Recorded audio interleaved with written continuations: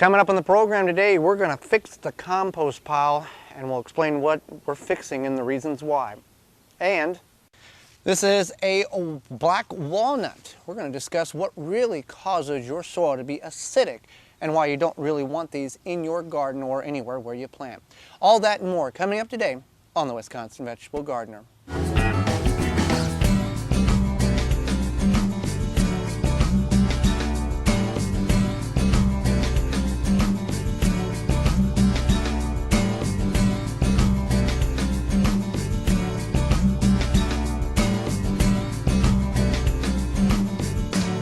The Wisconsin Vegetable Gardener is sponsored in part by, for all your non-GMO, heirloom, organic, vegetable, flowers, and herb seeds, visit dollarseed.com. Sioux Growing Supply, located in Wausau, Wisconsin, focusing on certified leaf compost, an excellent amendment for poor soil, retains moisture and adds nutrients, which equals less watering. Available in Sioux organic seed starting kits, pre-filled trays and pots, bag and bulk. Visit SiouxCompost.com. Don't poison your soil with municipal water. Attach a body, mind, and soil hose and filter. Free shipping exclusively through the WisconsinVegetableGardener.com. Just click on the body, mind, and soil icon. Authentic Haven brand soil conditioner for the home gardener. Easy to brew, 100% organic. Visit MinureTea.com. Welcome to the Wisconsin Vegetable Gardener. I'm Joy Baird. We're in the back side of the garden here where we have our compost pile now. During all the planting, we've neglected the compost pile, and the reasons how we've neglected it is we've just kept putting stuff on it. We've never mixed it, we haven't done anything. We do have a couple of side panels, baby cribs here, that we use to just kind of corral it up against the backside of the storage shed. So what we're going to have to do here is we're going to have to get all of this compost out, and we're going to change things up by using 2 pallets as sides, and then we can still use the baby crib sides as front and back. This is for a couple of reasons. One, so we can better get this to a more of a 50-50 ratio of browns to greens or carbons to nitrogens, and to get more air in it. And the reason why is because we had a lot of compost that we made over last year. We used it in the bottoms of the potato trenches as well as the containers. Now we knew we had a lot of weed seeds in it because that's what we put in plants that had already went to seed. And based on the compost pile never got hot enough because we didn't really pay a whole lot of attention to it. It wasn't a focus of our doings last year. The compost broke down, but it didn't exceed that 170 degrees for 3 consecutive days to kill off the seeds that were in the pile. Our container garden, the results of that shows this by having a lot of weeds in the containers. And that's why the reason why we use that compost in the containers to contain those seeds and not distribute them in our garden. So what we're going to do is we're going to get this all extracted, and then we are going to start rebuilding our compost pile, and we can utilize some of the coffee grounds we have had stored up in the shed. So we're just going to start taking this thing apart.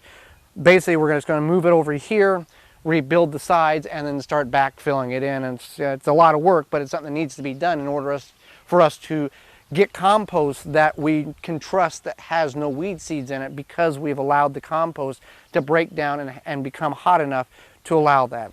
So that's just kind of what we're going to do. All right, so I've opened it up here. I've got, basically this here was the, now that's not a bad thing to see that white stuff. That's the mycelium. That's stuff that's causing it to break down. But here's the core of it right now, and I've got, I'm assuming that's some kind of squash seed in here. So we know the pile's not getting hot enough. This is not a mystery to us at all. So what we're going to do is just keep digging. There's a lot of life in this. There's a lot of worm, or not a lot of, let's see, look at that. I don't, some kind of, oh, let's see, oh, pumpkin. From pumpkin that we got rid of last fall. So a lot of pumpkin seeds there. Not heating up at all, so we're going to reestablish this pile. A lot of soil here. I mean, if we sifted this, we'd get probably 25, 30 gallons of good soil, but it's not going to be anything that's going to be good for putting in the garden because it's going to be loaded with weed seeds. So I'm just going to get this dug out to get a pallet in here to protect the shed here, and then I'll get the backside up, and then we'll start backfilling in here, layering it back and forth. With a little work, we're able to construct a new compost pile to add more height and get more material in there.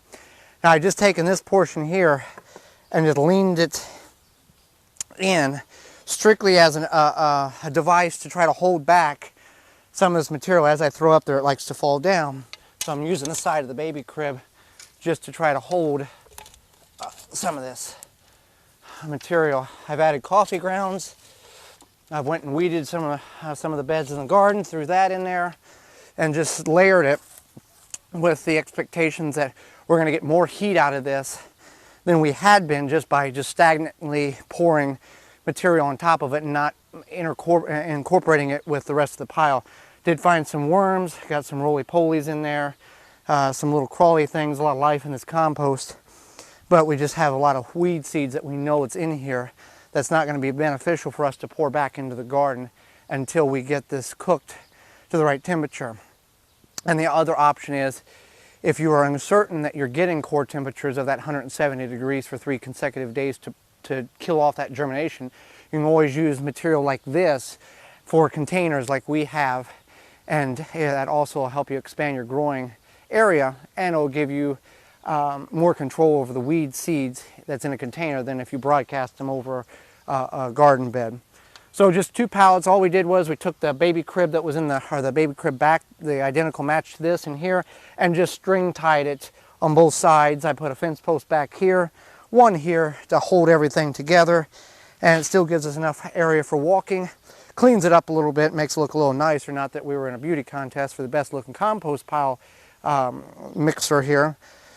But anyway, it allows us to at least have a little more control over it, since we have a little downtime now that a lot of the items are in the garden and waiting to be harvested. So we'll just keep working on this pile. Typical pile like this, as you can see, a lot of the material is broke down or breaking down. You're looking 6 months is kind of what you're looking at. Most likely we will leave this until spring next year and sift through it and get the good stuff out of it, and we'll just keep adding on to it. We did take some out of the trash can, and the trash can compost pile, and bring it over here because some of it was getting a little anaerobic, which means you can smell it's like rotting, but it's not getting enough oxygen. So we incorporate a lot of that over in this bed to kind of help work everything together. So you got some pallets or just some fencing or just some cages. You want to get your build a compost pile. It'll really help you utilize the material you have on your property and keep it from going to landfill if you're in an urban setting, or just stinking up the place if you're like in the country, or you'll have a place to go with it. So think about what you can do and how much you're helping prevent stuff from going in a landfill by building your own compost pile out of stuff you have laying around, and it doesn't take much, it's low work. Growing in containers is a great way to expand your growing area, whether you have ground to grow in or not. We're going to try planting sweet corn in a container. Now this is courtesy of Rootmaker. This is their 3 high, I believe it is.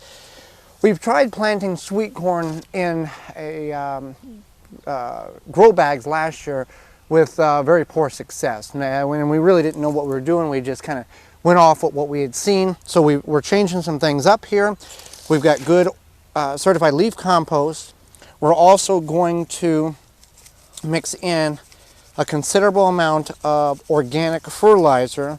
The NPK, I took a sample, or I cooked several doses from a couple of different bags, which will give us an NPK of somewhere around a 29, 25, 25, somewhere in that area. Corn is a heavy feeder, likes a lot of nitrogen, uses a lot of nitrogen, so I'm going to work this in to the soil. Now you're saying, well, corn can't be grown in a container because it's got to be grown in a block because it's got to pollinate. You are absolutely correct. We've got we got 1 block of corn, and so it pollinates. What we're going to do with this container is we're going to plant 4 seeds. Well, initially we're going to dwindle it down to 4 plants. And we're going to do in a quadrant, 2 and 2. I'll have 4 there.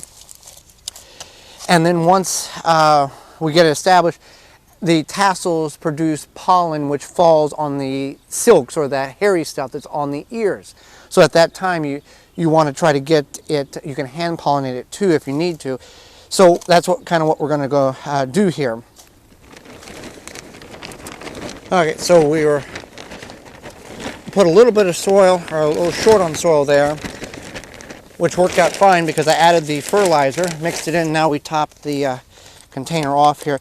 The purpose of this type of container, it has perforated holes all around it, and as the roots hit it, the roots stop growing outward and it air prunes it and puts more follicles on the roots, and the roots grow more rapidly, and there's no root bounding in the container. So what we're going to do here, we've got some very, very old seed. This seed is about 6 years old, which if kept in the right conditions, it should be just fine. This is a hybrid sugar baby. So what we're going to do is in each hole, I'm going to do 4 holes. You want to plant this corn about an inch deep. So in each hole here, I am going to put 4 seeds, 4, because I'm not certain that this will come up. So if we do 4 per container, now you can pre-soak this. It's got a pink treatment on it just to help it germinate and not allow insects to eat it. There's nothing wrong with it. It's not a GMO anything. Just some seed companies put a coating on it to help seeds germinate better and rid off insects in the soil. So I'm going to do 4 seeds per hole. And with the, I've got a lot of seed and they're really old, I'm going to go 6. With 6 seeds, something is going to grow. And then whenever these germinate, then I will cut back, not pull out, but cut back all but 1 plant per hole here, so we have 4 stalks. Now this is a variety that will take about 65 days to reach maturity. And as it gets to the point of tasseling, then we'll make sure we'll hand pollinate it in order to pollinate the silks. The hairs on the ears, each one of those hairs represents a kernel that if pollinated will form on the cob. So that's something to keep in mind. So that's how easy it is. I am going to take a little bit, not much, just a little bit, and whenever this stuff does come up, then I'll mulch it heavier with some leaves. You can use dried grass clippings, straw, even sand, as we have indicated here, and it's working quite well. So growing in containers, it's a great way to expand your growing area, whether you have ground to grow in or not. To the average ordinary gardener, this would just look like a weed that would need to be cut down and extracted from your garden. But hold on just a minute, this is actually milkweed. Now what is so beneficial to milkweed? Well, there is some edible properties to it, but we're not talking about that specifically. We're talking about the benefits that it can have towards bringing pollinators and butterflies, the monarch to be exact, into your garden. There is 140 known milkweed varieties in the world. Now you can buy milkweed seeds and starts from online catalogs and possibly from your garden center. But here's what you want to keep in mind. You want to have it to be a native variety to your specific location. Monarchs migrate to Mexico during the winter, and then they come up to the central portions in the United States and fan out. There's a colony that goes up the Pacific coast, and there's several other groupings. We've lost about 75% of the population of monarchs over the last several years because of the fires in Mexico. Well, what you want to look for is plants that have some kind of resemblance. Now what happens, these are younger ones, they will end up putting a flower on it, and that is really what attracts the monarch. Now what happens is the monarch comes, they lay their eggs or larvae, I guess, underneath the leaves, and then they hatch. We actually have what we are almost 100% certain is a monarch caterpillar that will soon morph into a cocoon and a monarch butterfly will emerge from that. You want to do it in groupings. Now we didn't plant this. This has naturally came up. These are native milkweed plants. We've got probably a dozen or so, and then this is what you want. You just don't want one isolated plant because monarchs will zone in on a colony of plants. Now, they lay their eggs, and milkweed is the only known plant that the larva will that feeds the larva. The larva won't eat any other specimens of milk or of plants except for the milkweed. So there's a lot of benefits to having milkweed in your garden. One, they bring in monarch butterflies, which is a very beautiful butterfly. They are grown commercially for hypoallergenic pillow, to put in those type of pillows too. But we're growing these, just letting them grow natural. Now, if you want to know more about how to bring in and create a butterfly or a monarch garden, we will have a link in the show notes below from Garden Chatter. It is a Tuesday Google Plus Hangout hosted by Adam Cortell and Brenda Haas. They had a monarch expert on, Benjamin Voigt, who knows everything there is to know about monarch butterflies and how to bring them into your property. So that's something you can check out, and there's links provided there to where you can go and explore the options on how you can better utilize your property to help monarchs come in and boost up their population. So milkweed, identify your plant before you cut it down, because it could be very beneficial and important to species of insects that you really need in your garden.